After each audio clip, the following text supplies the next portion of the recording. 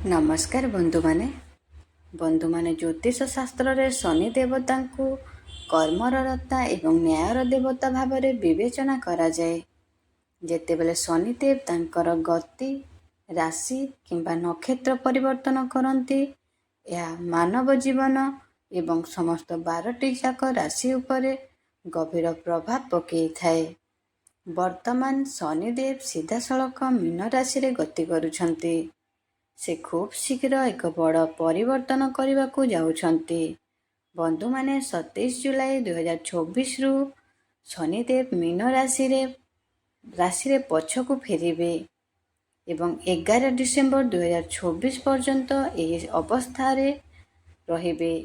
ଏହାର ତୁରନ୍ତ ପରେ 20 ଅଗଷ୍ଟ 2024ରେ ଶନି ଦେବତା ରେବତୀ ନକ୍ଷତ୍ରର ଦ୍ୱିତୀୟ ପର୍ଯ୍ୟାୟରୁ ବାହାରି ଏହାର ପ୍ରଥମ ପର୍ଯ୍ୟାୟରେ ପ୍ରବେଶ କରିବେ।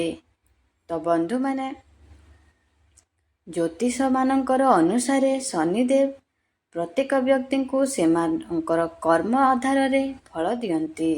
ଶନିଙ୍କ ଗତିରେ ଏହି ଦ୍ୱିଗୁଣ ପରିବର୍ତ୍ତନ ଅନେକ ରାଶି ପାଇଁ ଭାଗ୍ୟର ଦ୍ୱାର ସାବ୍ୟସ୍ତ ହେବ।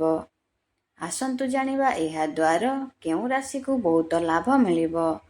ତ ବନ୍ଧୁମାନେ, ତା ପୂର୍ବରୁ ଆପଣମାନେ ବି ଶନି ଦେବତାକୁ ମନରୁ ଭକ୍ତି କରୁଥାନ୍ତି କିମ୍ବା ବିଶ୍ୱାସ କରୁଥାନ୍ତି, ତାହେଲେ ଭିଡ଼ିଓଟିକୁ ଲାଇକ୍ କରି କମେଣ୍ଟ ବକ୍ସରେ ଜୟ ଶନିଦେବ ଅବଶ୍ୟ ଲେଖିଦିଅନ୍ତୁ। ପ୍ରଥମ ରାଶି ମେଷ ରାଶି। ଏହି ସମୟ ମଧ୍ୟରେ ଆପଣଙ୍କର ହଠାତ୍ କୌଣସି ସ୍ଥାନରୁ ଲୁଚି ରହିଥିବା କିମ୍ବା ଅଟକି ରହିଥିବା ଟଙ୍କା ପାଇପାରନ୍ତି। ଆପଣଙ୍କର କାର୍ଯ୍ୟ ପରିସ୍ଥିତିରେ ଯଥେଷ୍ଟ ଉନ୍ନତି ଆସିବ ଏବଂ ଆପଣଙ୍କର କ୍ୟାରିୟର ସହିତ ଜଡ଼ିତ କିଛି ବହୁତ ଭଲ ଖବର ମିଳିପାରେ। 27 ଜୁଲାଇ ଠାରୁ ଆପଣଙ୍କର କୌଣସି ବଡ଼ ଇଚ୍ଛା ମଧ୍ୟ ପୂରଣ ହୋଇପାରେ କିମ୍ବା ଆପଣ କୌଣସି କାର୍ଯ୍ୟ କରିବା ପାଇଁ ଆଗରୁ ଭାବିଛନ୍ତି କିମ୍ବା ଚିନ୍ତା କରିଛନ୍ତି, ତାହେଲେ ସେସବୁ ମଧ୍ୟ ପୂରଣ ହେବାର ସମ୍ଭାବନା ଅଛି। ଆପଣଙ୍କର ସ୍ୱାସ୍ଥ୍ୟରେ ମଧ୍ୟ ଆପଣଙ୍କୁ ଯଥେଷ୍ଟ ଉନ୍ନତି ଦେଖିବାକୁ ମିଳିପାରେ। ବ୍ୟାପାର ବାଣିଜ୍ୟରେ ବହୁତ ଲାଭ ମିଳିବ ଏବଂ ଆପଣଙ୍କର କାର୍ଯ୍ୟକ୍ଷେତ୍ରରେ ବହୁତ ବଡ଼ କାମ ମଧ୍ୟ ଆରମ୍ଭ କରିପାରନ୍ତି। ଆପଣଙ୍କର ଶିକ୍ଷା କ୍ଷେତ୍ରରେ ଉନ୍ନତି କରିବେ। ସିଂହ ରାଶି। ଆପଣଙ୍କର ଜୀବନରେ ଆରାମ ଏବଂ ବିଳାସ ବୃଦ୍ଧି ପାଇବ। ଯଦି ଆପଣ ବହୁତ ଦିନ ଧରି ଘର, ଜମି, ସମ୍ପତ୍ତି କିମ୍ବା ନୂତନ ଯାନ କିଣିବାକୁ ଯୋଜନା କରୁଛନ୍ତି, ତେବେ ଏହି ଇଚ୍ଛା ଆପଣଙ୍କର ପୂରଣ ହୋଇପାରେ।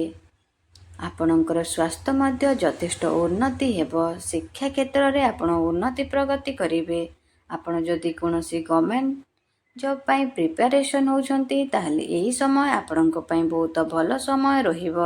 କିମ୍ବା ଗଭର୍ଣ୍ଣମେଣ୍ଟ ଏକ୍ଜାମ୍ ଆପଣ ଦେଉଛନ୍ତି, ତାହେଲେ ଆପଣଙ୍କର ସେସବୁ ସଫଳତା ମିଳିପାରେ।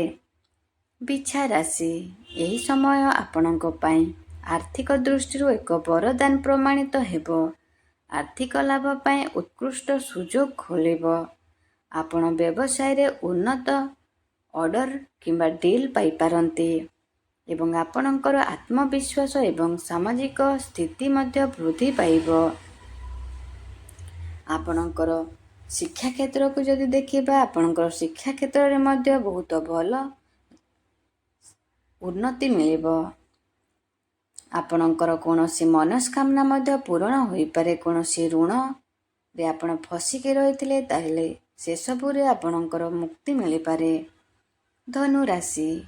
ଆପଣଙ୍କର ମାନସିକ ଚାପରୁ ସମ୍ପୂର୍ଣ୍ଣ ମୁକ୍ତି ପାଇବେ ଏବଂ ଆପଣଙ୍କର ମନ ଖୁସି ରହିବ।